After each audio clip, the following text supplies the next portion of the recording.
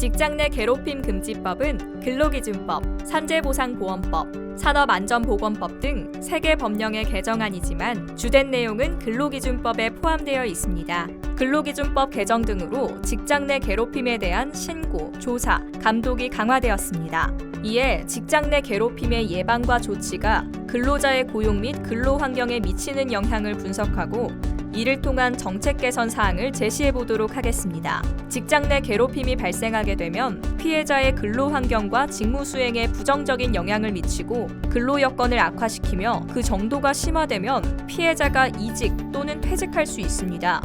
이에 과거와 현재 시점으로 나누어 괴롭힘을 직접 당한 경험이 있는 약 1,500명의 근로자들을 대상으로 설문조사를 실시하여 고용 영향을 분석하였습니다.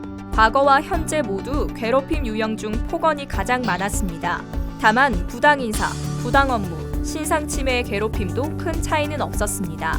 과거와 현재 피해자 대부분이 피해 사실을 사내 업무 담당자나 고충처리부서, 고용노동부, 인권위원회 등 회사 내부나 정부기관에 신고하는 것과 같은 공식적인 대응을 하는 경우는 미미한 것으로 나타났습니다.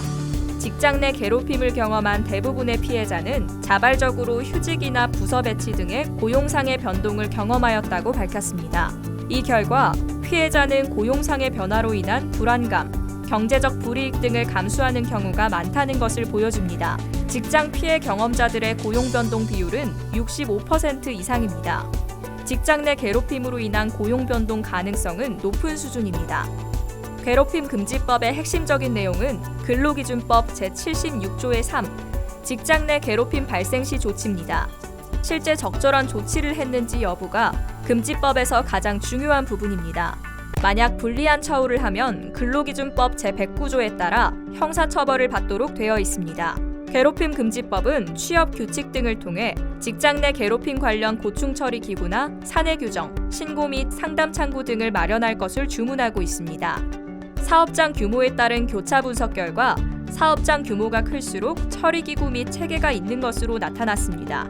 100인 이상 사업장에서만 괴롭힘 관련 처리기구 및 체계가 있고 취업규칙 작성 및 신고 의무가 없는 10인 미만의 사업장에서는 처리기구 및 체계가 미비한 것으로 조사되었습니다. 고용상태 변동 의사는 사업장 규모에 따라 차이가 있었습니다. 그러나 조치 여부는 그와 다른 결과가 나왔습니다. 사업장 규모가 작을수록 고용상태 변동 의사가 높았습니다. 결과적으로 100인 이상 사업장에서는 처리기구 및 체계 설치 가능성이 높습니다. 사업장 규모가 큰 경우 괴롭힘에 대한 체계화된 대응이 가능할 것입니다. 직장 내 괴롭힘 근절을 위해 피해 경험자들이 필요하다고 생각하는 중요한 정부 대책 1, 2, 3순위 모두 행위자 엄중 처벌, 피해자 보호 및 지원 강화로 제시되었습니다. 예방교육은 온라인 및 동영상 교육, 외부 전문가의 강의, 내부 전문가 교육 순으로 많이 실시되는 것으로 조사되었습니다. 고충 처리 기구는 40%가량 설치되어 있으나 행위자 징계 기준은 30%가 되지 않았습니다. 소규모 기업도 처리기구 및 체계를 갖추고 싶어하나 인력과 여건이 열악하여 실행하지 못하는 경우가 많아서 이 기업들에 대한 사업장 내 괴롭힘 처리기구 및 체계 구축에도 도움이 필요합니다. 괴롭힘 금지법 시행 이후 근로자들의 40.6%, 경영진들의 38.2%가 직장 내 괴롭힘에 대한 관심이 높아졌다고 응답하였습니다. 또한 괴롭힘 금지법 시행 이후 직장 내 괴롭힘 관련 인사제도에 대해 응답자의 81.2%가 변화가 있다고 밝혔습니다. 기업 또한 직장 내 괴롭힘을 개인과 조직 모두에게 부정적인 영향을 주는 요소이긴 하나 미조치가 전체 42%에 불과합니다. 그럼에도 관련 법 제정에 따라 직장 내 괴롭힘에 대한 기업의 민감도가 높아지고 있습니다. 직장 내 괴롭힘 근절을 위한 정책적 개선 사항을 제시하도록 하겠습니다. 첫째, 구성원과 인사 담당자 스스로 직장 내 괴롭힘에 대한 체크리스트 방식의 점검 수단이나 괴롭힘 사례집 제공 등이 필요합니다.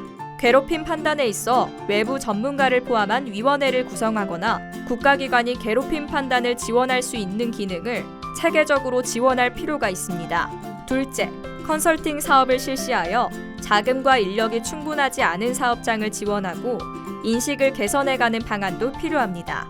셋째, 지속적인 교육을 통해 점진적으로 인식을 개선해야 합니다.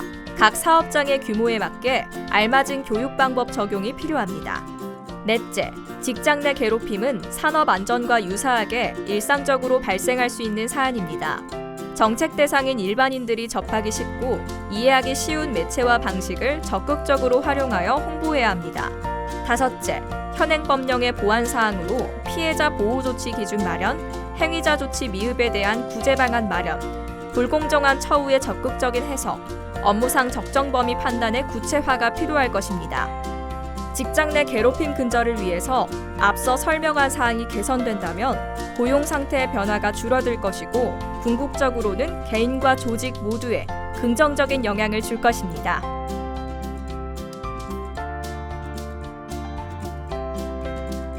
감사합니다.